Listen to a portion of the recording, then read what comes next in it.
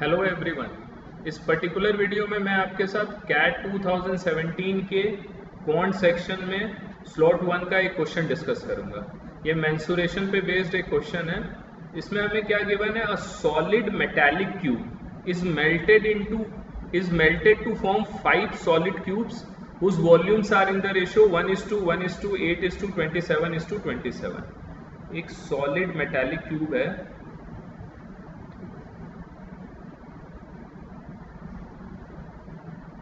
ये 3 dimensional cube है।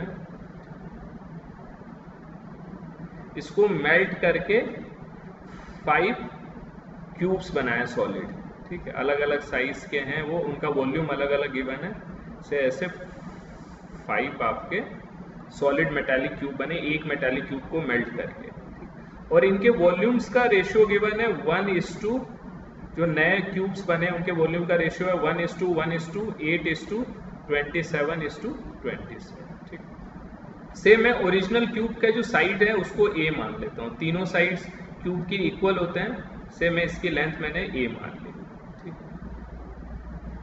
और जो 5 क्यूब्स नए बने हैं इसको मेल्ट करके, जो ओरिजिनल क्यूब को मेल्ट करके जो मैंने बनाया है, अगर उनका वॉल्यूम का रेशियो 1:1:8:27:27 है, तो वॉल्यूम क्या होता है, क्यूब का साइड का क्यूब होता है। किसी भी क्यूब का अगर से मैं इस ओरिजिनल क्यूब के वॉल्यूम की बात करूं तो क्या होगा, a का क्यूब हो जाएगा। तो इसका मतलब अगर वॉल्यूम का रेशियो ये है तो साइड्स का रेशियो मैं बता सकता हूं क्या होगा, ऑफकोर्स इसका क्यूब रूट हो जाएगा। तो ये जो नए क्यूब्स बने हैं इनका वॉल्यूम का रेशियो तो ये था, तो इससे मैं ये फाइंड आउट कर सकता हूँ इनके साइड्स का क्या रेशियो होगा। तो 1:1:2:3:3 होगा। जो रिजल्टेंट 5 न्यू क्यूब्स बने थे उनका साइड्स का रेशियो हो जाएगा ये 1:1:2:3:3। इसका मतलब उनके साइड्स को मैं क्या मान सकता हूँ, से फर्स्ट क्यूब का साइड मैंने b माना है तो सेकेंड क्यूब का भी b हो जाएगा, थर्ड क्यूब का 2b हो जाएगा, फोर्थ क्यूब का 3b हो जाएगा, फिफ्थ क्यूब का 3b हो जाएगा। तो अगर इस फर्स्ट क्यूब को मेल्ट करके मैंने 5 क्यूब्स बनाए हैं, इसका मतलब ये आप बोल सकते हो कि इस ओरिजिनल क्यूब का जो वॉल्यूम है दैट इज a क्यूब, ये किसके बराबर होगा, इन पांचों क्यूब का जो कंबाइंड वॉल्यूम है उसके बराबर होगा, बिकॉज इस मेटालिक क्यूब को मेल्ट करके मैंने 5 ये नए क्यूब बनाए। तो इसमें वॉल्यूम क्या हो जाएगा इन सभी क्यूब्स का, अगर आप ऐड करोगे तो फर्स्ट क्यूब का b क्यूब प्लस 2b का क्यूब हो जाएगा। तो ये 2b का क्यूब क्या हो जाएगा, 8b क्यूब प्लस 3b का क्यूब हो गया 27b cube plus 27b cube. तो जो नए आपके 5 नए क्यूब्स बने उनका टोटल वॉल्यूम कितना हो जाएगा, अगर आप देखोगे 27 प्लस 20 54 प्लस 10 64b क्यूब हो जाएगा। और जो ओरिजिनल आपका ये क्यूब था उसका वॉल्यूम था a क्यूब। इनका आपस में क्या रिलेशन होगा, आपको पता है a cube will be equal to 64b cube, because इस बड़े वाले क्यूब को ही मेल्ट करके हमने 5 नए क्यूब बनाए, तो दोनों का वॉल्यूम ऑफकोर्स इक्वल होगा। तो यहाँ से मेरे पास क्या आ गया, a इक्वल टू 4b। 64 का क्यूब रूट कितना हो जाएगा, 4 हो जाएगा।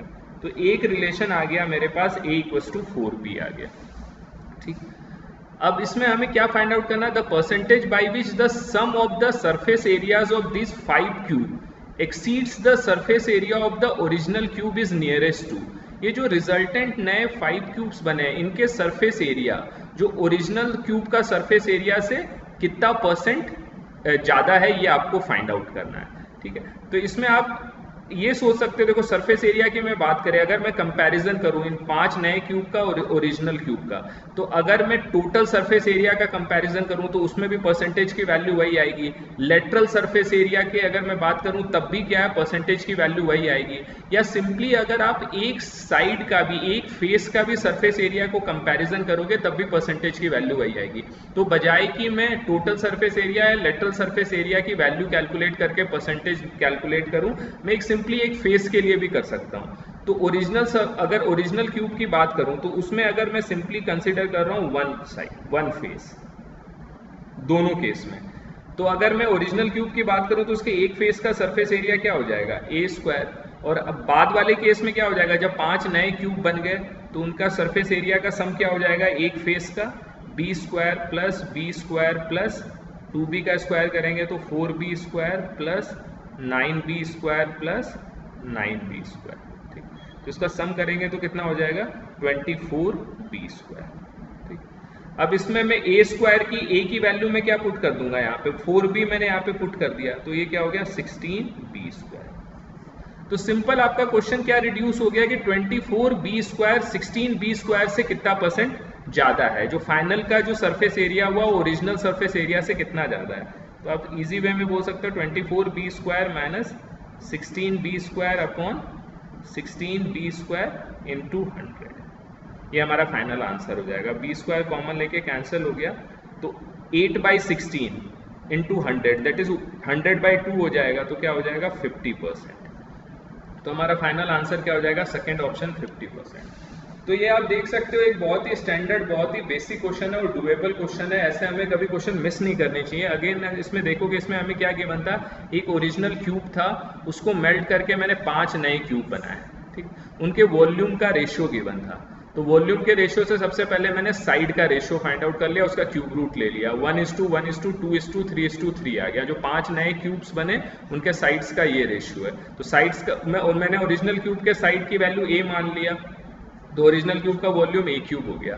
फाइनल जो 5 क्यूब्स बने उनके साइड्स में क्या ले सकता हूँ, अगर रेशियो पता है मुझे, तो b, 2b, 3b और 3b मान लिया।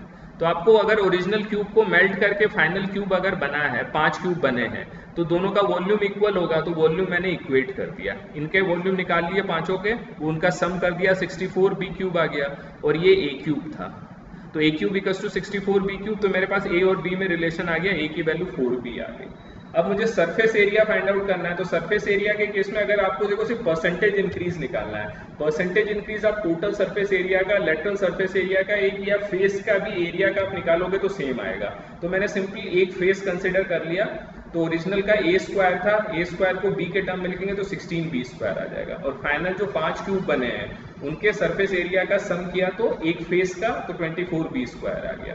तो हमें सिंपली ये बताना है 24b स्क्वायर 16b स्क्वायर से कितना परसेंट ज्यादा है।